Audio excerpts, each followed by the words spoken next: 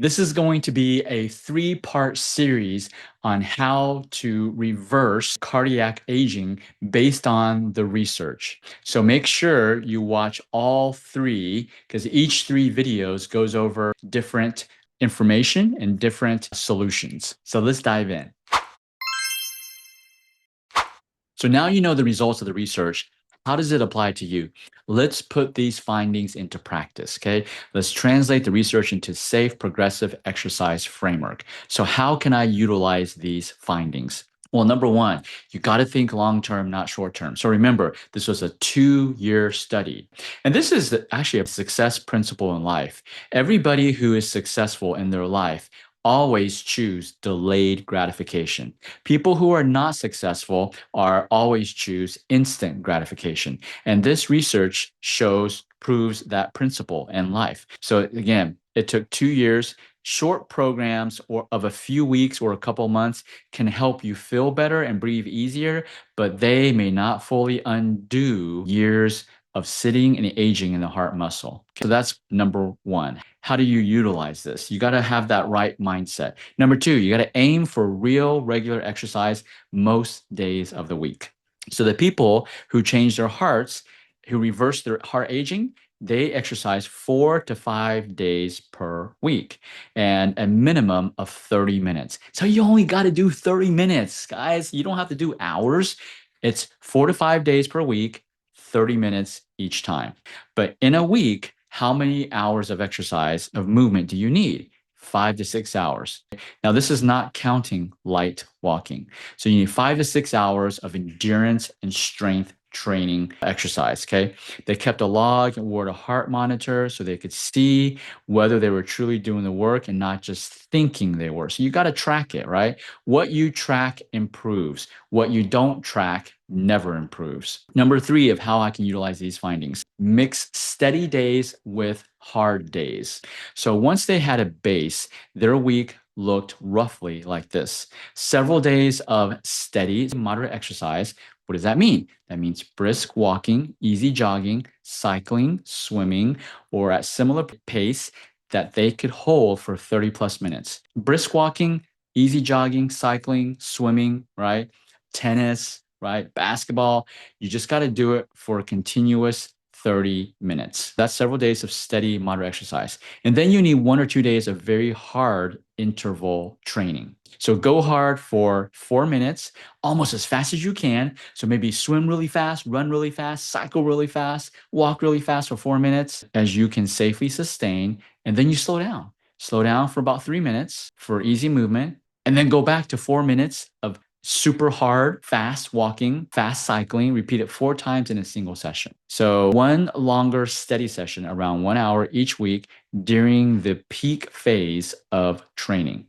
So 2 days of simple strength work for the whole body to support the endurance work. So this is kind of what you can remember. 4 minutes go hard, 3 minutes easy.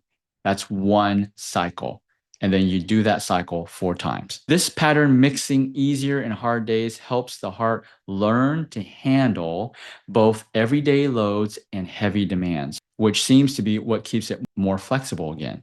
So you can't be doing the same thing. You have to, in this sense, stress your heart. But this is a good stress. Stress actually is good. Stress is actually a great thing. It's how we handle it, how we respond to stress. That's what makes it positive or negative. So when people say stress is a negative thing, that's because they mentally handle stress. They see the stress as something negative. But our bodies love stress. That's how it works out. So that's number 3. Number 4, don't expect stretching or yoga alone to protect your heart. So the comparison group did stretching, balance work, yoga 3 times a week, and they were told not to do serious endurance exercise. After 2 years of that, their fitness did not improve. Their hearts did not become more flexible. This means that gentle activities are fine for relaxation and flexibility. They have its place. Like I said, I'm not saying don't do those. You need those for another reason.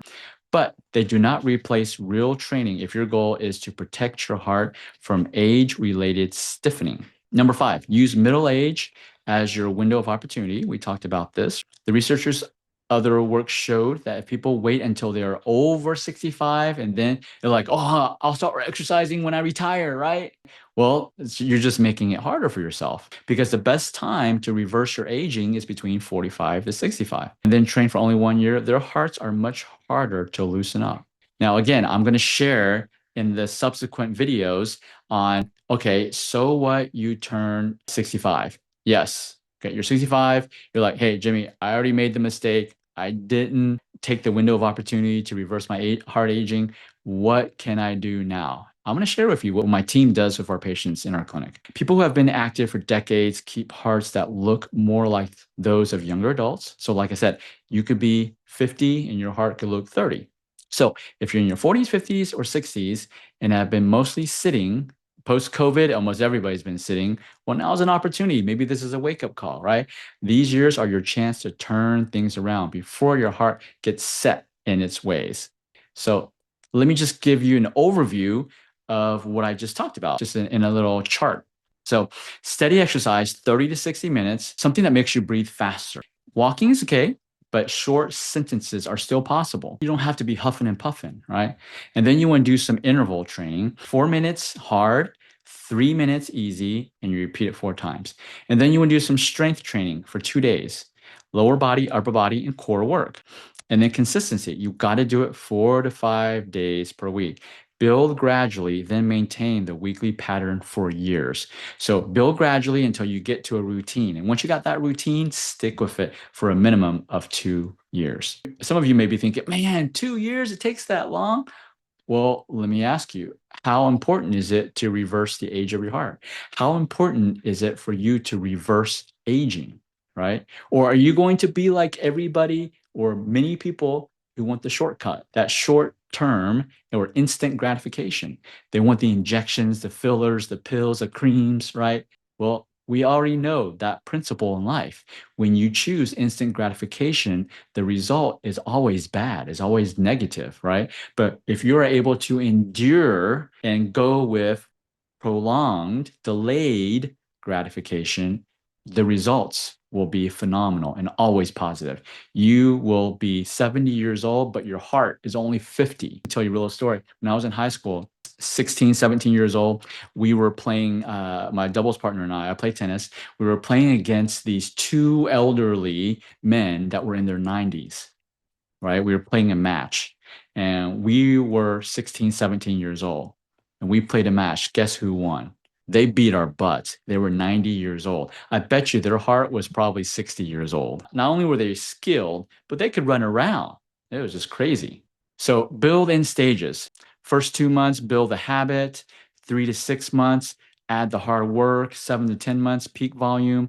11 to 24 months, maintain. Hard days are added after a base of steady training. Consistency over months and years is the central pattern. So this is what you can do, how you can use the data from the research to reverse your aging.